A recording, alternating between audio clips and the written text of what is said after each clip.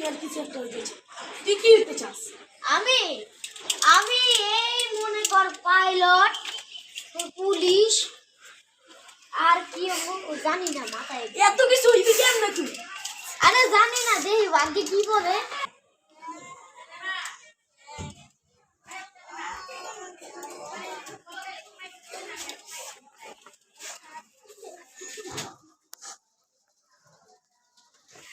আমার একটু না, আমি হচ্ছে শুনি আমরা পাইলট ইঞ্জিনিয়ার এগুলা নিয়ে অবগত আছি। তুই কি হইতে চাস? আমি তো গরু চড়িতে চাই। সামনে তো আবার ঘুরাই যা।